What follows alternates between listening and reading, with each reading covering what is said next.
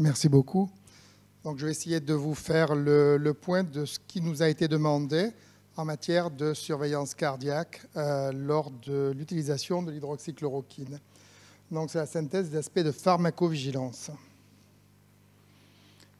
Alors, très tôt, il y a eu l'ouverture d'une enquête de pharmacovigilance par l'ANSM. La pandémie a été déclarée par l'OMS le 11 mars 2020. Il n'y avait pas de médicaments spécifiques, mais une certaine utilisation de plusieurs médicaments, dont l'association lopinavir, ritonavir, chloroquine, hydroxychloroquine, remdesivir, tocilizumab. Il faut comprendre que les gens étaient en attente d'une solution. Les émissions télévisées étaient catastrophiques. La population attendait une solution. Donc, on pouvait laisser penser qu'on pouvait faire des essais avec certains médicaments. Il n'y avait pas de médicaments spécifiquement validés, mais il y avait des recos qui encadraient de l'HCSP entre le 5 et le 23 mars. Dès le 26 mars, il y a eu 2 cas graves cardiologiques qui nous sont apparus, qui ont été notifiés par les centres de pharmacovigilance, et nous avons alerté la NSM qui a décidé de l'ouverture le 27 mars 2020 d'une enquête de pharmacovigilance.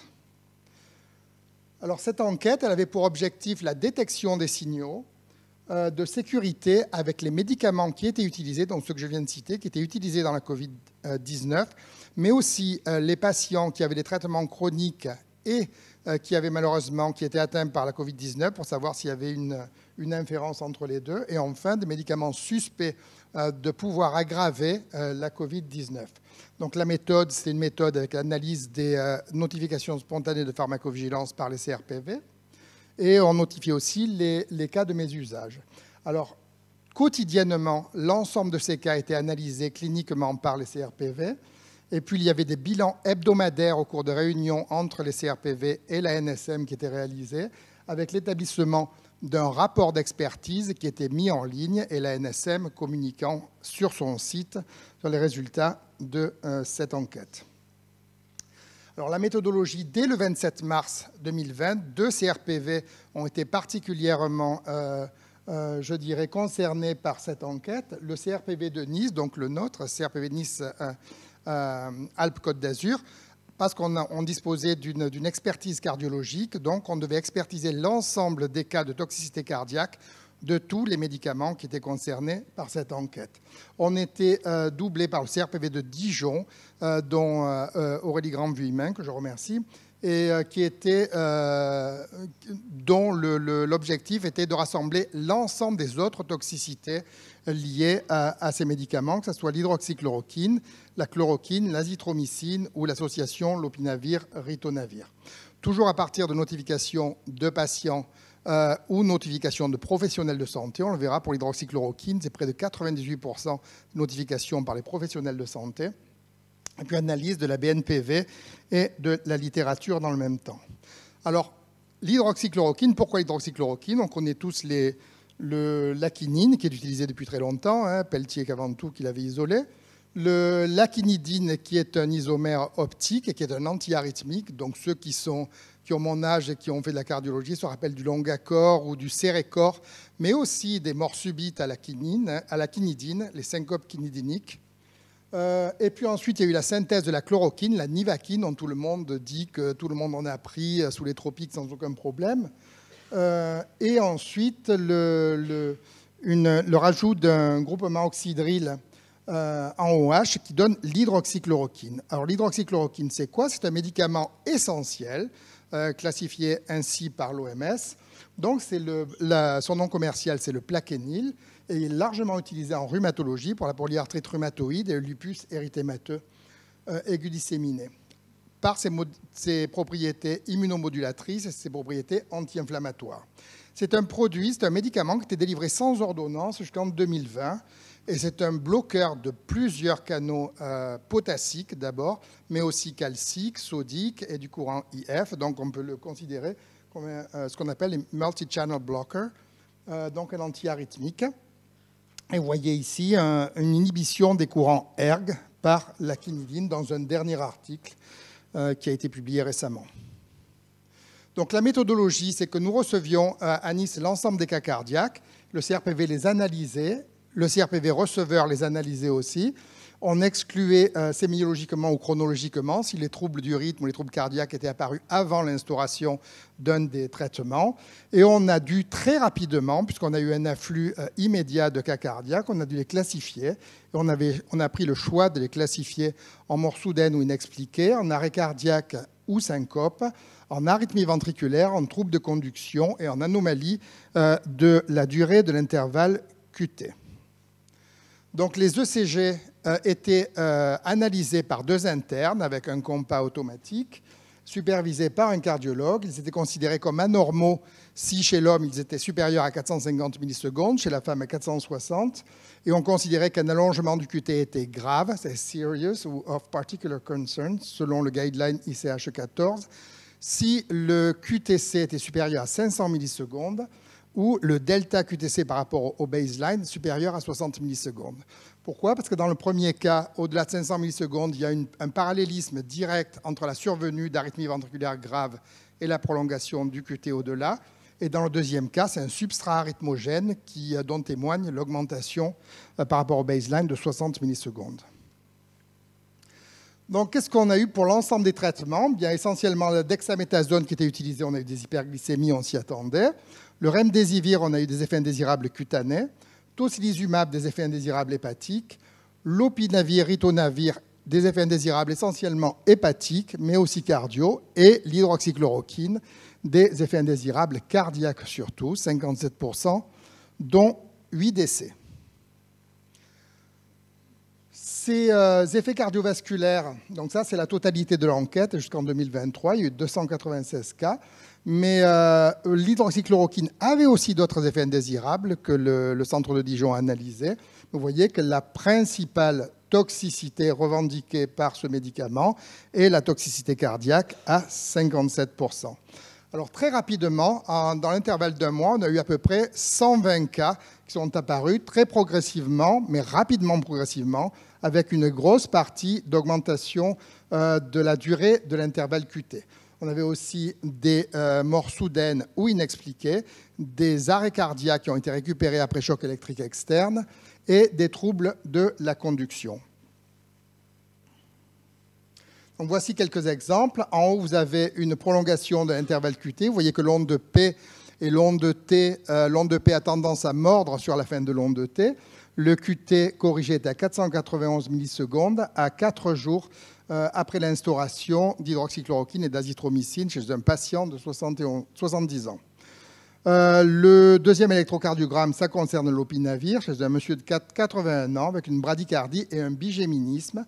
Et ce bigéminisme témoigne déjà, pour ceux qui connaissent le domaine, de early after depolarization qui ne demande qu'à se propager. Donc c'est une extrasystole qui pour l'instant reste en l'état une extrasystole, mais qui pourrait se propager, donner un trouble du rythme comme celui qui est au-dessous, qui est une torsade de pointe et qui est survenue chez un patient de 43 ans au deuxième comprimé d'hydroxychloroquine. C'est le seul traitement qu'il avait reçu en dehors du séjour en réa.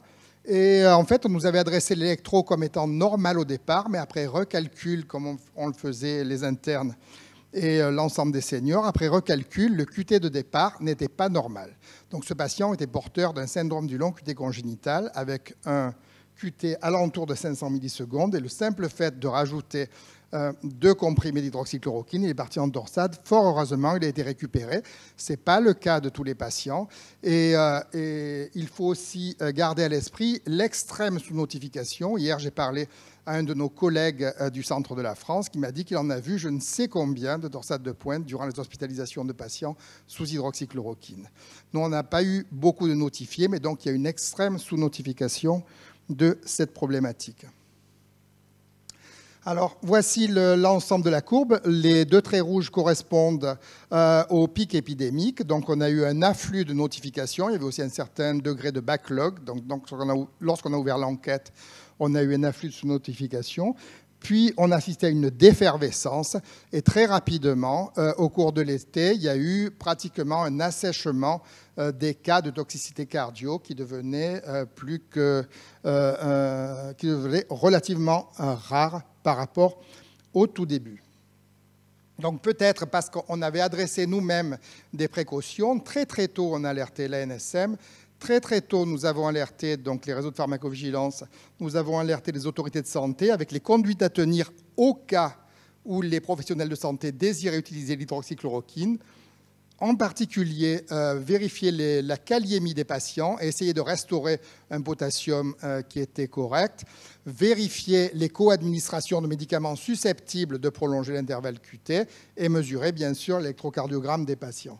Donc, avec Christian Funk-Brentano et Dan Roden, on a publié dans plusieurs journaux ce type de recommandations qui ont, semble-t-il, eu un effet, puisque même des centres comme un centre du sud de la France s'est attaché, la participation des pharmaciens cliniciens pour mesurer pour faire des analyses d'ordonnances pour éviter qu'il y ait des coprescriptions de médicaments susceptibles de prolonger le QT. Le potassium était vérifié, et les services de cardiologie vérifiaient les électrocardiogrammes. Donc, les précautions que la Société française de pharmacologie de thérapeutique avait édictées étaient effectivement appliquées, ce qui est peut-être la raison de la défervescence qu'on a observée.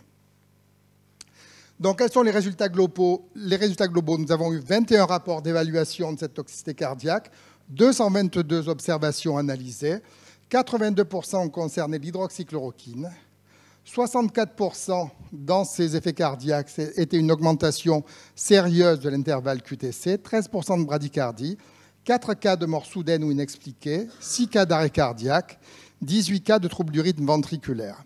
Dès la 3e semaine du mois d'avril, nous avons décidé d'inscrire dans les rapports que nous rendions à la NSM de manière hebdomadaire la mention que l'hydroxychloroquine présente un bénéfice-risque défavorable hors essai clinique lorsqu'elle est utilisée dans la Covid-19.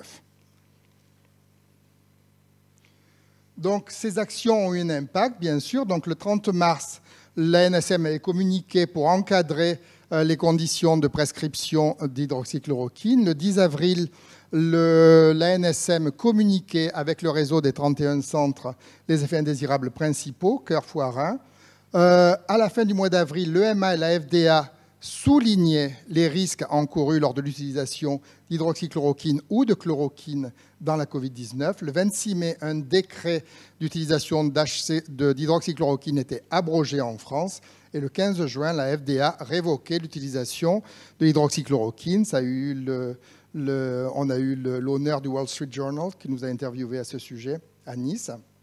Alors, on nous a dit que l'hydroxychloroquine était très connue depuis très longtemps, elle ne posait pas de problème. Donc, on a souhaité réanalyser ces datas. Et effectivement, sur 30 ans, il y a eu 250 événements indésirables cardio avec l'hydroxychloroquine avant la Covid versus 158 sur 2 mois.